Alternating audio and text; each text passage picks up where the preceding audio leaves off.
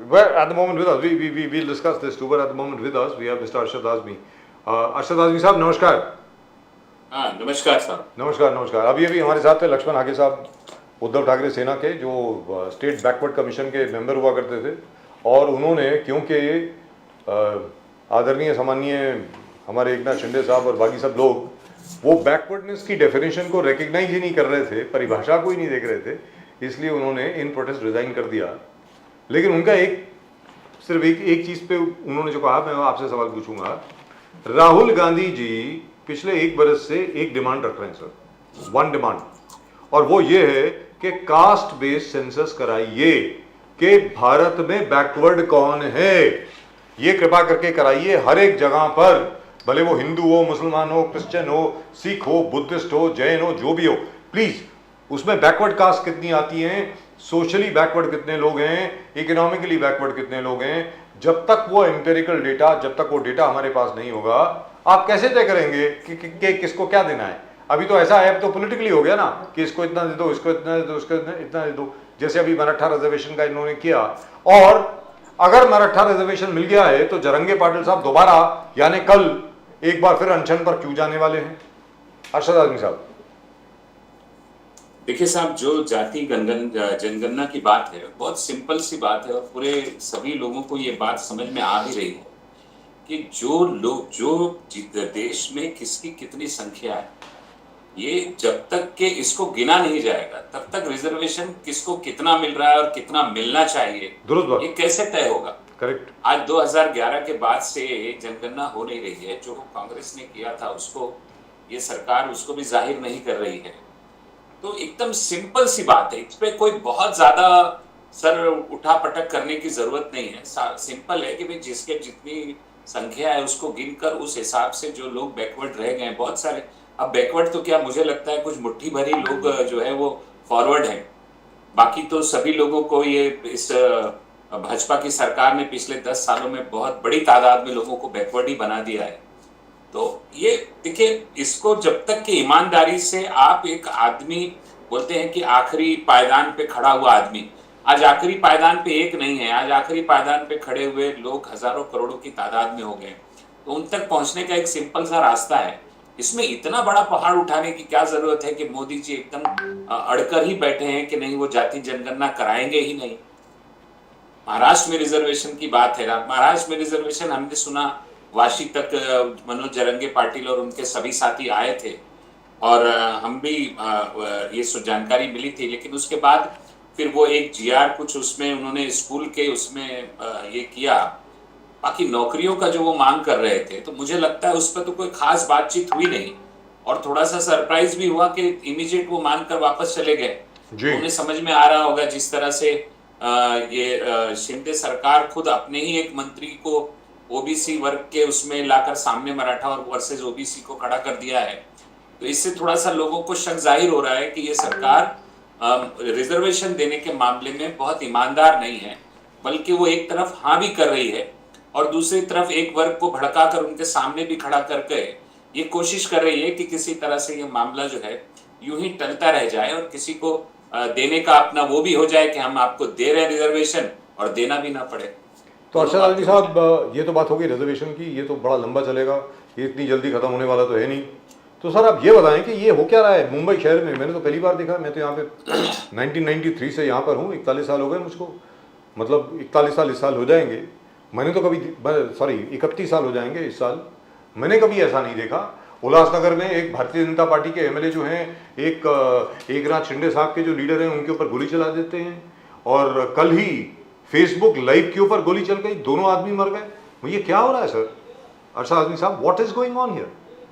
देखिए साहब, ऐसा है कि जो राज्य सरकार जो है, राज्य सरकार की ड्यूटी क्या लगी हुई है?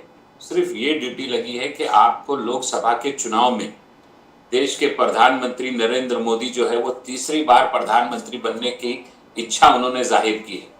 राज्य सरकार को एक ही टारगेट है कि चाहे कुछ हो जाए, बाकी सारी चीजों को आप छोड़ दीजिए।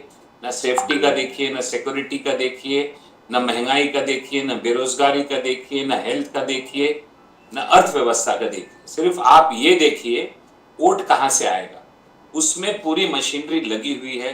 और उसी का नतीजा ये है कि अब लोगों को ये लग रहा है कि भाई इसमें तो मतलब एक लूट मची होती है, जिस तरह से कहीं बंदरबाट या लूट जिसको बोलते हैं कि भाई लूट मची है, लूटो दौड़ते दौड़ के।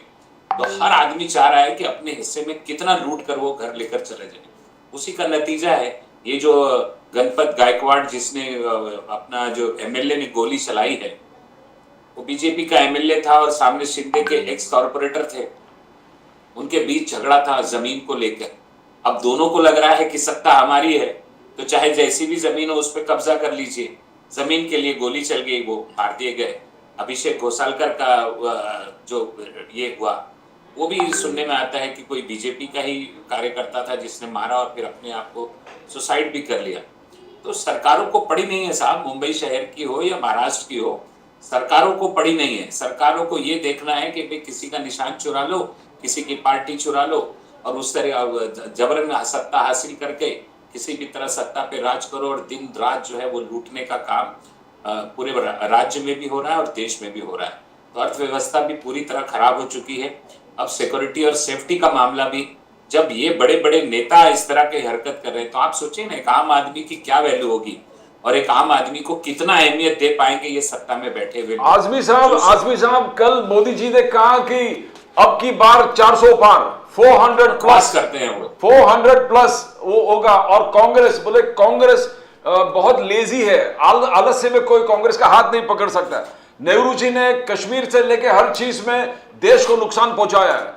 नेहरू जी ने यहाँ के लोगों का मनोबल को तोड़ दिया है। मोदी जी ने कहा कि हमेशा बोले कि भारत के लोग प्रोडक्टिविटी में कम है compare to Chinese and American. Indira Gandhi ji ने बहुत हानि पहुंचाया, राजीव गांधी जी ने भी बहुत हानि पहुंचा दी है। तो अलग अलग, और उन्होंने कहा कि इंडिया अलायंस जो हमारा है, आपका है इंडिया अलायंस, भ्रष्टाचार, परिवारवाद, तुष्टीकरण, घोटाले और राष्ट्र विरोधी काम इसी में टोटली लिप्त है, तो जीतने का सवाल ही नहीं उठता। तो ये मोदी जी का भाषण जो था लगातार 2-3 दिन से चल रहा है, 400 पार, अब 400 अब की बात कैसे देखते हो आप? देखिए साहब, मैं आपको बताऊं, जब नेहरू जी ने सत्ता संभाली तो पूरे देश में न इंफ्रास्ट्रक्चर था, न अर्थव्यवस्था की कोई शक्ल थी, न पैसा था, कुछ भी नहीं था।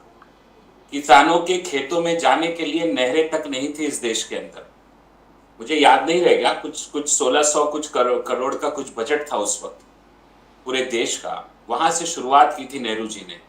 न कॉलेज थे, न अस्पताल थे, बड़े बड़े कॉलेज बनाए, अस्पताल बनाए, देश की अर्थव्यवस्था को ये इस चोटी तक लेकर आ गए कि आज हम दुनिया में एक बड़ी ताकत माने जा रहे हैं।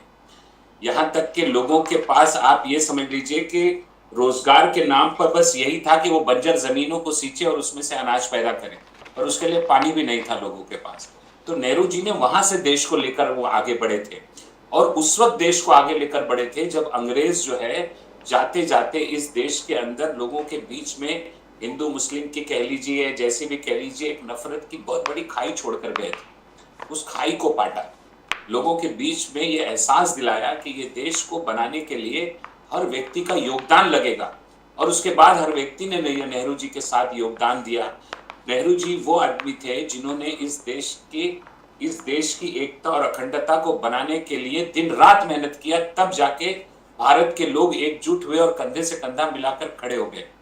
आज जब प्रधानमंत्री मोदी जी को सरकार मिली तब देश की जीडीपी 8 से ऊपर जा चुकी थी। आज देश की जीडीपी कहाँ है साहब? आज देश की जीडीपी 4 से भी ऊपर नहीं जा पा रही, जबकि इन्होंने फॉर्मूला भी चेंज कर दिया है। जब प्रधानमंत्री जी को सरकार मिली तब हम लोग डिजिटल भारत में दाखिल हो चुके थे। ये दुनिया न्यूक्लियर ताकत हम बन चुके थे। वहां से प्रधानमंत्री जी ने शुरू किया। 57,000 करोड़ का देश पर कर्ज था, 2 लाख से ऊपर, 2 लाख करोड़ से ऊपर इन्होंने कर्ज बढ़ा दिया, और उसका नतीजा क्या निकला? देश भुखमरी का शिकार। उसके बावजूद नतीजा ये निकला कि देश भुखमरी का शिकार है, बेकारी का शिकार है, महंगाई अपने आप में आज तक की सबसे ज्यादा हाई पोजीशन पर है, बेरोजगारी भी आज तक के सबसे ज्यादा हाई पोजीशन पर है। तो यहाँ से जब वो लोगों को रोजगार भी नहीं दे पा रहे हैं, यहाँ महंगाई भी कम नहीं कर पा रहे हैं, तो मुझे ये नहीं समझ में आ रहा कि इन्होंने किया क्या है देश के अंदर। मुझे तो ऐसी कोई खास व्यवस्था इनकी दिखाई नहीं देती। देश में 60% लोग अभी इस वक्त ऐसे हैं जो एक दिन में 100 रुपए की भी कमाई नहीं कर पाते हैं। तो जब आदमी के पास खाने के लिए नहीं है, करने के लिए नहीं है, देश के प्रधानमंत्री डंका किस बात का पीट रहे हैं? और आप तो सत्ता में है ना साहब, 70 साल किसी ने कुछ नहीं किया, आप कर देते। आप बेरोजगारी मिटा देते। 18%, 18 से 20-24 साल के जो युवा हैं वो 42% युवा बेरोजगार चल रहे हैं। उन्हें अपना भविष्य अंधकार में दिखाई दे रहा है। क्या विजन है उनके लिए? तो आजमी साहब ये प्रधानमंत्री जी बताएं, के पास ये तो ये कहने के लिए सब बातें हैं। दूसरों पर इल्जाम डालिए, दूसरों पर इल्जाम डाल दीजिए और अपने आप को कर दीजिए। अभी कल जो भाषण उन्होंने परसों दिया राज्यसभा में, तो सारी चीजें शिफ्ट कर दी 5 साल आगे के लिए। मतलब अब वो जो कुछ देंगे वो 5 साल अब आगे में देंगे। रोजगार आगे मिलेगा, सारी चीजें अब आगे होंगी, घर लोगों को आगे मिलेगा, एमएसपी आगे दी जाएगी। भाई 10 साल में क्या किया आपने? तो एक आसान बात है कि जब आप कुछ न कर पाए तो पिछले वक्तों में जो प्रधानमंत्री गुजरे हैं उनके ऊपर टीका टिप्पणी करें। आजमी साहब और रिपोर्ट कार्ड भी पढ़ाए, मोदी साहब ने रिपोर्ट पढ़ाए। 5th biggest economy, digital revolution, article 370 abrogation, Ram मंदिर, ट्रिपल तलाक, नारी वंदन, नारी शक्ति वंदन अधिनियम, 1 रैंक 1 पेंशन, 1 नेशन 1 टैक्स, फिर गरीब कल्याण योजना में तो पूरे उन्होंने गिन के पीएम किसान से लेके हर घर उज्ज्वला से लेके हर घर नल से जल, हर घर शौचालय, आप बोले जितने स्कीम और रिपोर्ट कार्ड तो पढ़ा के सुनाए और जितने बेनिफिशियल लाभार्थी है करोड़ों में। साहब मैं आपको बताऊं प्रदीप जी, बोलिए ना। सिर्फ रिपोर्ट है ना ये तो? हाँ रिपोर्ट है, ये तो रिपोर्ट है। उज्ज्वला योजना, वो गैस वाली योजना, जाकर देखिए, देहातों में पता लगाइए उज्ज्वला गैस कहाँ रखा है। लोगों ने उसके ऊपर प्लेट लगा के बैठने के लिए किसी ने कुर्सी बना दी, किसी ने अलमारी बना दी उस गैस सिलेंडर को, क्योंकि उनके पास जो है उस गैस सिलेंडर को भरने के लिए 1000 रुपए से ज्यादा खर्चा वो महीने में नहीं कर सकते हैं। दूसरी बात आपने ये बताया, आयुष्मान में आंगनवाड़ी और जो गरीब से गरीब महिलाओं जो आरोग्य सेविकाएं, आयुष्मान में अभी कैग ने रिपोर्ट दिया ना, सीएजी का रिपोर्ट आया ना, कि उसमें कितने हजार लोग ऐसे हैं जो एक ही टाइम में 3-3, 4-4 अलग अलग अस्पतालों में इलाज करा रहे हैं। कई लोग ऐसे पाए गए जिनकी मृत्यु हो चुकी है लेकिन उनका इलाज अभी भी चल रहा है। कैग ने कहा कि उसमें भ्रष्टाचार है। कैग जो है वो सरकारी संस्था है ना, सरकार की दी हुई रिपोर्टों के आधार पर वो रिपोर्ट बनाकर पेश करते हैं। तो कहाँ, मतलब ये तो योजनाएं है ना, अभी सारी जितनी योजनाएं गिनाई हैं आपने, प्रधानमंत्री ने परसों राज्यसभा में यही तो कहा कि इनका लाभ आने वाले 5 साल में होगा। आवास योजना में 4 करोड़ लोगों को घर मिला, 80 करोड़ लोगों को आज भी हम राशन फ्री में दे रहे हैं। 80 करोड़ लोगों को राशन फ्री में देना ये उपलब्धि नहीं है, शर्म आनी चाहिए सरकार को। ये उपलब्धि नहीं है। क्या हालत कर दिया आपने देश की। वो देश जो अपनी मेहनत से कमा कर खाता था, आपने मजबूर कर दिया उस देश को कि वो 5 किलो राशन के लिए कतारों में दिन भर खड़े रहें और आप पर निर्भर रहें। आप तो नारा दे रहे थे आत्मनिर्भर का, वो बेचारे निर्भर हो गए सरकार पर, क्योंकि उनके पास करने को रोजगार ही नहीं है। वो कुछ कमा नहीं सकते तो खाएंगे कहां से। ये उपलब्धि है साहब। 4 करोड़ घर दिया है, 4 करोड़ घर दिया है देश की। मुझे तो नहीं लगता 4 करोड़ दिया है, लेकिन अगर मान भी लिया जाए तो देश में गरीबी रेखा के नीचे जो है 25-9 करोड़ की तादाद है। अच्छा एक सुनिए, एक नारा बहुत बार बड़ा जिसका प्रचार कर रही है सरकार कि 14-15 करोड़ लोगों को, 20 करोड़ लोगों को गरीबी रेखा से ऊपर निकाल दिया। 23 करोड़ उसका क्या वो है गरीबी रेखा से जो उन्होंने ऊपर निकाल दिया, उसके बिंदु क्या है जानते हैं आप? अगर आपको अगर आपको उज्ज्वला योजना के जरिए गैस सिलेंडर मिला है तो आप गरीबी रेखा से ऊपर हो गए। अगर आपके घर में शौचालय बन गया है तो आप गरीबी रेखा से ऊपर निकल गए। अरे भाई साहब, उज्ज्वला योजना, अगर आपके पास मोबाइल फोन है, अगर आपके पास मोबाइल फोन है तो आप क्या मजाक कर रहे हैं ना, ये सब मजाक हो रहा है जी। देश के प्रधानमंत्री को ये समझ में नहीं आता, जो आदमी खुद ये कहता हो कि उसने 35 साल भीख मार कर खाया है, उसे गरीबी की डेफिनेशन नहीं पता है। अफसोस की बात है कि उन्हें गरीबी का मतलब वो भूल चुके हैं। लेकिन अरशद आदमी साहब ये बताएं, ये एक बड़ा सीरियस सवाल आपसे पूछ रहा हूं मैं सर, उत्तराखंड में आज तक कभी धार्मिक हिंसा कभी नहीं हुई थी, पहली बार हुई है। अभी जो हल्द्वानी में जो चल रहा है उस विषय के बारे में क्या कहेंगे आप? देखिए साहब, अगर अभी मैं आपको ये बताऊं, अगर मैं सीधे सीधे ये कहूं कि इसकी जिम्मेदार जो है वो भारतीय जनता पार्टी और आरएसएस के लोग हैं, तो आप सीधे कहेंगे कि ये एक विपक्ष की तरफ से लगाया हुआ इल्जाम है। लेकिन आप यकीन कीजिए, भारतीय जनता पार्टी और उसकी जो भारतीय जनता पार्टी की जो केंद्र में सरकार है, ये सरकार तमाम चीजों पर विफल है ना। क्या जरूरत है इस देश के अंदर, मुझे आप बताइए। कॉमन सिविल कोड तो पहले से लागू है ना साहब देश में, संविधान में है कॉमन सिविल कोड। सबके लिए एक समान आजादी है, अपने अपने धर्म अनुसार वो अपनी जिंदगी को गुजार सकता है। हर आदमी को एक जैसा अधिकार है, हर आदमी अपने वोट से अपनी सरकार को चुन सकता है। हर आदमी को उसकी जिंदगी को बेहतर बनाने के लिए सरकारें उसके सामने जो है वो कार्यबद्ध हैं। उनको उनकी जिम्मेदारी है सरकारों की कि हर आदमी तक रोटी, कपड़ा और मकान की सुविधाएं पहुंचाई जाए। ऐसे कई हजार बिंदु है जिस पर संविधान ये कहता है कि एक समान हो, न जात पात का भेद हो, न अमीर गरीब का भेद हो, सभी एक समान, संविधान ये कहता है। यही तो कॉमन सिविल कोड है ना। फिर आप जबरदस्ती एक कॉमन सिविल कोड के नाम पर एक ये ला रहे हैं जिसका ड्राफ्ट भी पूरी तरीके से कंप्लीट नहीं है। उसमें 2 ही 3 चीजें आपने सिर्फ डाली हैं कि वो हलाला जो है उसको पॉइंट लिया है आपने, तलाक को आपने पॉइंट लिया है, लड़कियों का जो ये है उनका जो हिस्सा मिलता है उसको आपने पॉइंट पे लिया है, और उसके बाद आपने चौथा लिया है कि आप 4 शादी नहीं कर सकते। यार 4 शादी कौन करता है? कोई भी नहीं करता आज की डेट में। इतनी महंगाई कर दी मोदी जी ने कि एक शादी को निभाना लोगों को मुश्किल हो रहा है। तो चाहिए सारे मुद्दे आपने पकड़े और उसमें आपने कहा कि इसमें आदिवासियों को अलग कर दिया गया। फिर कॉमन सिविल कोड कैसे हुआ? ये सब भारतीय जनता पार्टी करा रही है। And the other thing is, Darshad Alvi साहब, the चुनाव हार रहे हैं ये। there's a very shocking thing over there. ये सब ठीक है। ये तो you know we've been hearing about this कि किस तरीके से मुसलमान 4 शादी करते हैं, वो बैन होनी चाहिए, ये होना चाहिए, वो होना चाहिए। लेकिन एक और चीज है इसमें अरशद आजमी साहब, आपको मालूम है लिव इन रिलेशनशिप को लेकर के ये यूनिफॉर्म सिविल कोड में एक बड़ा सख्त कानून बनाया गया है।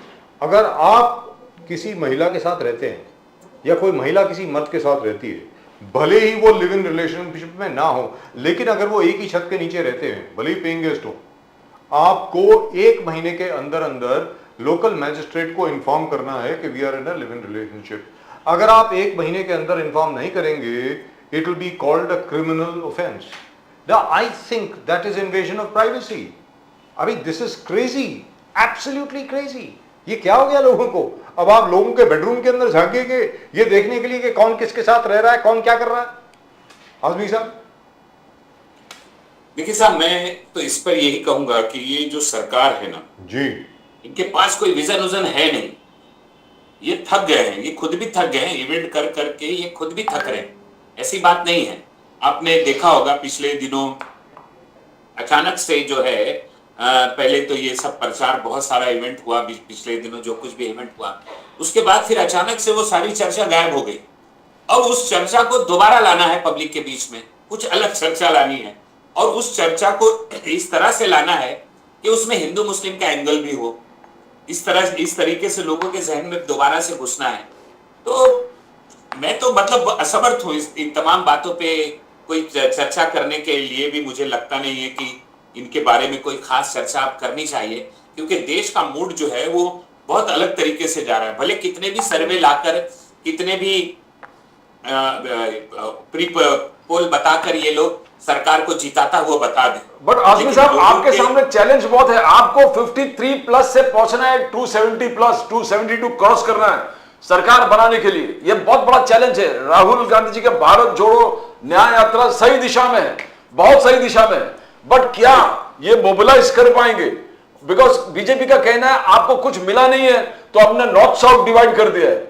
नॉर्थ बीजेपी के साथ है और साउथ को हम सेपरेट राज्य बना देंगे। डीके सुरेश, जो डीके शिव कुमार का जो भाई साहब है, एमपी है, वहां से शुरुआत हुआ कि हम साउथ को एक अलग राज्य बना देंगे। तो बीजेपी का कहना है कि you are finding issues are not there because Jodo Yatra कम पड़ेगा, 53 से 270 पहुंच नहीं पाएंगे। आजमी साहब, नहीं, इसमें बीजेपी चिंतित क्यों है? नहीं पहुंच पाएंगे तो उनका ही फायदा होगा। पहली बात कि देखिए साउथ और नॉर्थ को कोई अलग नहीं कर रहा, पूरा देश एक है। कांग्रेस एक ऐसी पार्टी है कि जो पूरे देश में एक समान उसकी विचारधारा के लोग हैं और उसके समर्थक हैं, उसके कार्यकर्ता हैं। हाँ, भारतीय जनता पार्टी जरूर साउथ और नॉर्थ को अलग करती है। इसलिए अलग करती है कि साउथ में भारतीय जनता पार्टी का कुछ है नहीं।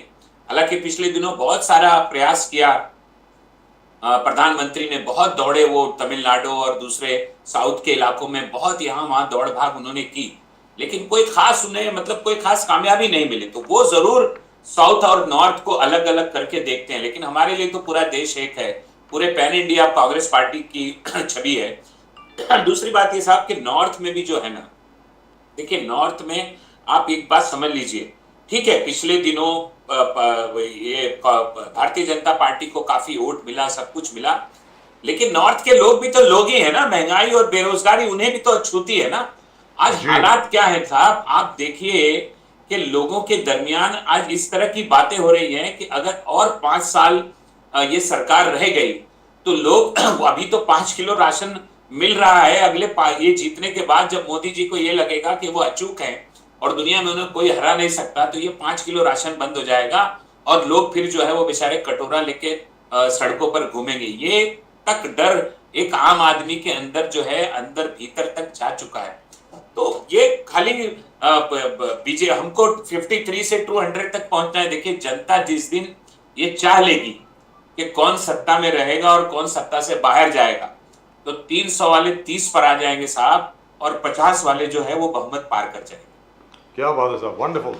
अरशद आज़मी साहब, thank you very much for joining us, really wonderful to talk to you as always. बहुत बहुत शुक्रिया आपका। नमस्कार sir, thank you very much. नमस्कार। Well, you know, as far as the Uniform Civil Code is concerned, which is fine, but you know, this live-in relationship thing is kind of weird. That if you are in a live-in relationship with a girl, you have to make it official. Then you might as well get married. The government is monitoring you per second. Yes. Wherever you are, your location is with the government. Which city you are, what you are doing, which restaurant you are going to, which cafe you are going to, And these days nobody is using cash. So all of us are not using cash. You're paying by GPay. You're being monitored 24/7, 365 days. Exactly what you're drinking, whether you're having coffee, whether you're having tea, आप coffee में आप दूध मिला रहे हैं कि नहीं मिला रहे हैं, Exactly. कौन से गुरुद्वारे में जा रहे हैं, कौन से मंदिर में जा रहे हैं, और जीपीएस के माध्यम से कौन किधर रह रहे हैं। अरे यार, ओ भाई मेरे घर में, मैं आपको बताऊं प्रदीप जी, एक छोटी सी बात है। मेरे घर में मुझे अखंड पाठ कराना था। आपको मालूम है the tax authorities have all the details कि मैंने किस किस को बुलाया, कौन सा ज्ञानी है, कौन सा रागिया है मेरे घर में। शुक्र कीजिए उन्होंने ये नहीं बताया कि मतलब उन्होंने क्या क्या गुरबानी सुनाई वहां पे। तो I am sure they must be having those details also. I mean, what is going on here? 24/7, 365 you know, I feel like a goldfish in a fishbowl. People are watching you all the time. This is terrible. I would like to go into the forest, get rid of my phone, get rid of everything, and say goodbye to the world. Well, at the moment from the NCP, we have Gurjot Singh Kheer Saab. Gurjot